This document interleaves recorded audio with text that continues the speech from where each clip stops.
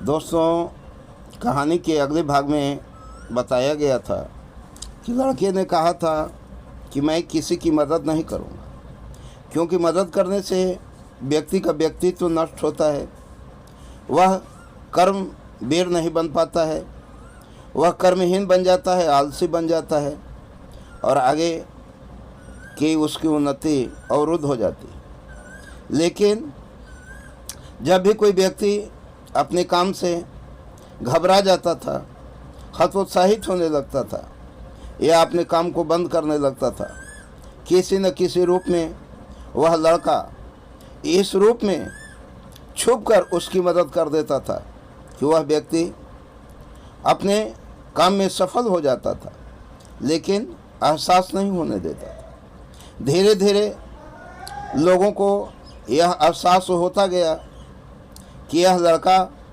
वास्तव में कहा था कि हमारी मदद नहीं करेगा, लेकिन हर समय यह हम गरीबों की मदद करता रहता है। इसलिए गरीब पहले से ज़्यादा उसे चाहने लगे, लोगों के दिल और दिमाग में वह बसने लगा और यह अमीरों को रास नहीं आया। एक दिन जब वह लड़का जंगल की ओर टहलने के लिए गया था तो एक पुलिया पर अमीर लोग घात लगाकर बैठे थे और शाम को जब वह लौट कर आ रहा था तो उसे इतना मारे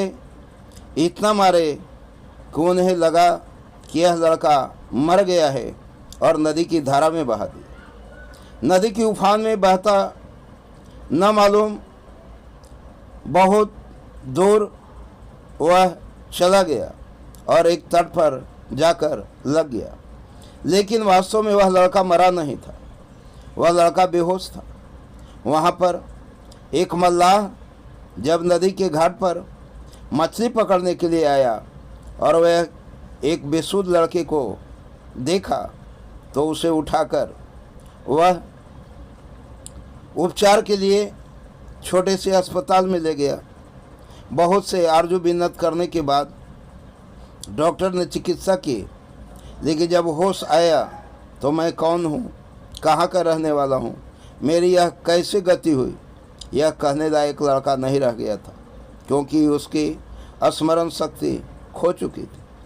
वह मल्लाह दुखी भी था और खुश भी था। दुखी इसलिए था कि इस अभागे का दिमाग चला गया, न मालूम किस परिवार का होगा, इसके परिवार वाले इसे खोज खोज कर कितना परेशान होते होंगे। अब मैं कहाँ पता लगाकर इसे कैसे पहुँचाऊँ। दूसरी ओर वह मल्लाह भी अकेला रहता था, जिससे खुशी इस बात की हुई कि चलो एक से दो भले, और वह धीरे धीरे उस लड़के से इतना घुल मिल गया कि उसे एक अपना गहरा दोस्त बना बैठा।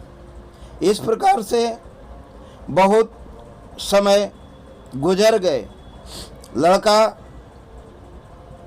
सुबह उठता, मल्लाह के साथ नदी पर जाता, मल्लाह के साथ मछली मारता और शाम को दोनों साथ में भोजन करते और साथ में सो जाते। एवं क्रम से समय बीतता गया। घर परिवार वाले खोज खोज कर थक गए थे और चारों तरफ लोगों में निराशा हो गई। वह लड़का अब इस दुनिया में नहीं रहा। लेकिन एक दिन मछुआरा गहरे पानी में प्रवेश किया और वह डूबने लगा। उसे बचाने के लिए यह लड़का जैसे ही आगे बढ़ा, नदी की धारा में पुनः बहने लगा, लेकिन एक ऊंचाई पर जाकर जहाँ से पानी नीचे की ओर गिरता था, वह लड़का लुढ़का। इसके दिमाग में चोट लगी और जब वह मल्लाह का लड़का जोर जोर से चिल्लाया, बचाओ मेरे दोस्त को बचाओ, लोगों ने उसे छाना और जब वह अस्पताल में गया और स्वस्थ हुआ तो पूछने लगा मैं यहाँ कैसे आया। उसे बतलाया, तुम मुझे बचाने के लिए पानी में कूदे थे, तुम कौन हो, तुम्हें बचाने के लिए मैं पानी में क्यों कूदा। इसका मतलब है कि मल्लाह के पास जितने दिन वह समय गुजारा था अब उसे कुछ भी याद नहीं था। लेकिन पूर्व काल में अपने घर परिवार और अपने दोस्तों की सारी कहानी बता बता कर वह परेशान होने लगा। अब मल्लाह उदास भी हुआ और खुश भी हुआ। उदास इसलिए कि आज एक सच्चा दोस्त मुझसे बिछड़ रहा है, मुझसे दूर जा रहा है, लेकिन खुशी इस बात की, इस अभागे का अपना घर होगा, अपना परिवार होगा, अपने लोग होंगे, अपनी खुशी होगी और जीवन परोपकार का ही सच्चा नाम है। इसी में परोपकारी व्यक्ति को खुशी मिलती है।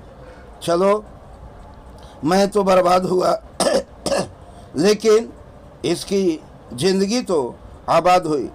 इस तरह से वह मल्लाह उसे लेकर उसके घर पर पहुंचा।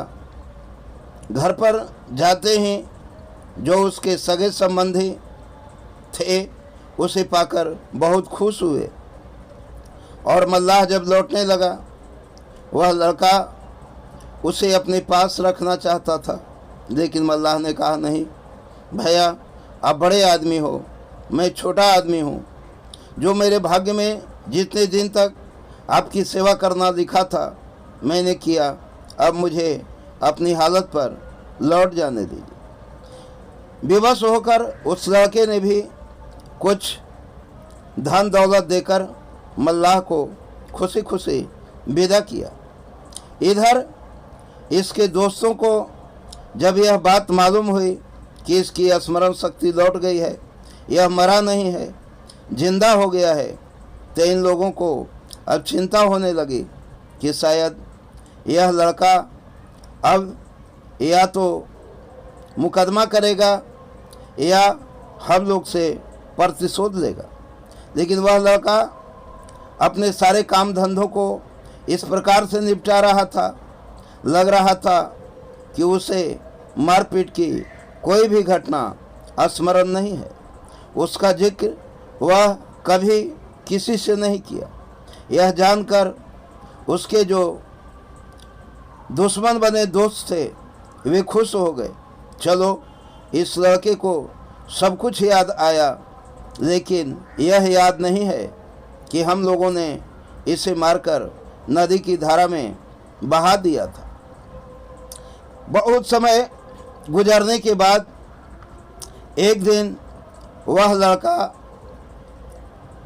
जब पुनः उसी जंगल से घूमकर आ रहा था और वहाँ पर जो उसे मारने वाले दुश्मन के रूप में दोस्त थे वो नदी किनारे बैठे थे और वह आते ही उन लोगों से एक ठहाका लगाया।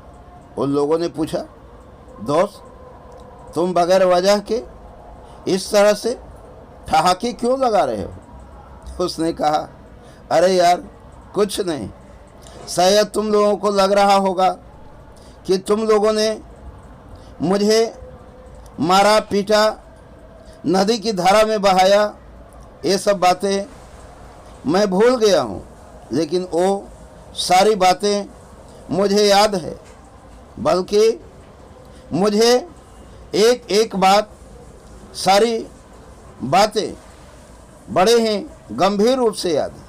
लेकिन जानते हो ना, मैंने तुम लोगों को कोई सज़ा दी, न देने वाला हूँ, न दूंगा, क्योंकि मुझे ऊपर वाले पर भरोसा है। जिस ऊपर वाले ने मुझे जन्म दिया है, जिस ऊपर वाले के भरोसे मैं अपनी सारी कठिनाइयों को काट कर आज तक आगे बढ़ा हूँ, वो ऊपर वाला न्याय जो करता है, देर होती है अंधेर नहीं होता है। दोस्तों, इस कहानी का अगला भाग हम अगले कड़ी में आपको सुनाएंगे। जय हिंद दोस्तों।